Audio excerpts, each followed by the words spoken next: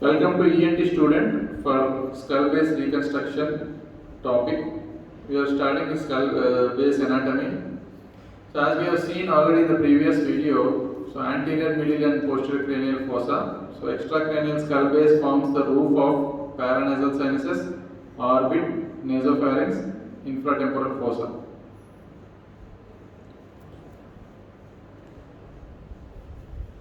So this is the region 1, this is the region 2 and this is the region 3. So extracranial skull base, if you take the skull base extracranially, it forms the roof of paranasal sinuses and orbit as you know and nasopharynx and infratemporal fossa. This infratemporal fossa is below the middle cranial fossa, you should keep it in mind once. Next is that anterior fossa, if you take anterior wall of the frontal sinus to lesser wing of the sphenoid. So as you could see, this is the lesser wing of sphenoid. I think we should say that this should be the greater wing of sphenoid. So anterior wall of the frontal sinus till the level of lesser wing of sphenoid. This should be considered as a particular anterior cranial fossa. It should include the cribriform plate of the ethmoid which is present over here and roof of the ethmoids. Of course, frontal just behind it will be the ethmoid. This will become the ethmoids here, of course. And the crista galea at this point, and then planum sphenoidal. If you take this is the lesser wing of sphenoid, this becomes a planum sphenoidal at this point. So this becomes a planum sphenoidal, which we are trying to have an understanding of this like this. And the lateral aspect of the floor of the anterior cranial fossa provides the roof of the orbit. So this is the roof of the orbit, as you could see this side and this side. Below it will be the orbits.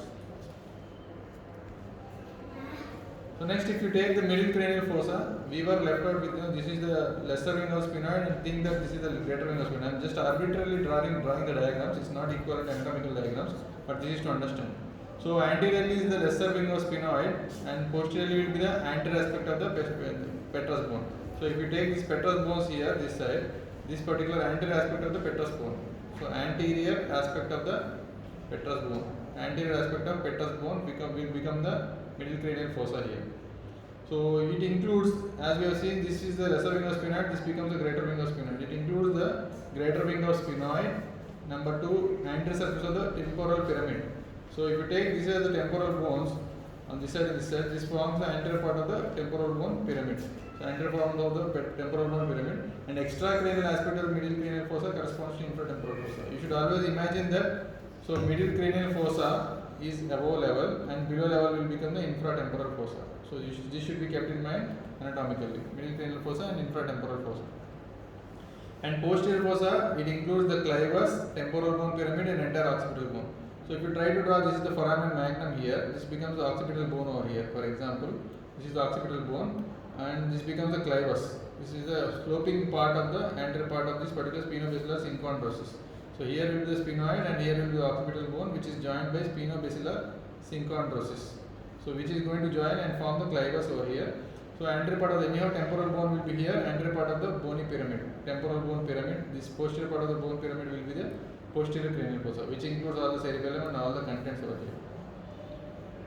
As benign and malignant processes can affect the multiple regions, so they can affect the multiple regions. Number 1 of the skull base, and the number of groups have been classified for the surgical approaches. These are helpful to understand the surgical approaches here. Let us see the Jackson and Hyde method, wherein he divided Jackson and Hyde. He divided into anterior and posterior regions. These are based on understanding of those particular scientists and doctors, based on the pattern of the tumor spread. This is the pattern of the tumor spread. Jones et al., they have labeled their surgical regions in according to specific fossa. So whatever we have seen, anterior fossa, middle fossa and posterior cranial fossa are based on this Jones and et al. Like Jones et al. 1, 2, 3, anterior, middle and posterior one. So anterior, middle and posterior regions. You should keep it in mind like that. Irish et al., once again they have classified into 3 regions based on, once again, anatomical and tumor correlates. Anatomical and tumor correlate, 2 aspects are there. So they have classified as 1, 2, 3. This is region 1, this is region 2 and this is region 3. Region 1 extends from anterior fossa to clivus and foramen magnum posteriorly. So anterior cranial fossa is number 1 till the level of clivus. As you could see here, if you take this as the clivus, middle cranial fossa, anterior fossa till the level of clivus, you can say it is the region 1. Region 2 includes the middle cranial fossa. So this is the anterior cranial fossa, this is the middle cranial fossa as well as the infratemporal and pterygopalatine fossa. So middle cranial fossa is number 1, number 2 is infratemporal fossa, number 3 is pterygopalatine fossa. So So these are the three things that are included in this particular region 2. Region 2, middle cranial fossa, infratemporal fossa, and pterygopalatine fossa. And region 3 is composed of posterior cranial fossa with possible tumor extension into middle fossa. So posterior to middle. So region 3 becomes posterior cranial fossa. So most important fossa according to Irish et al. They come under middle cranial fossa, infratemporal fossa, and pterygopalatine fossa. Of course, below the middle cranial fossa lies the infratemporal fossa. That is all understood. Nomenclature such as anterior skull base generally refers to the region 1. So this is the anterior skull base which refers to region 1. So lateral skull base, as we call, it refers to both region 2 and 3.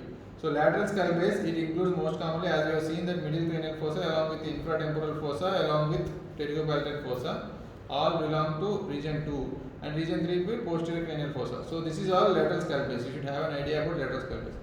So lesions of the region 1, that is the anterocranial fossa, they might involve the sinuses, they might involve the orbits.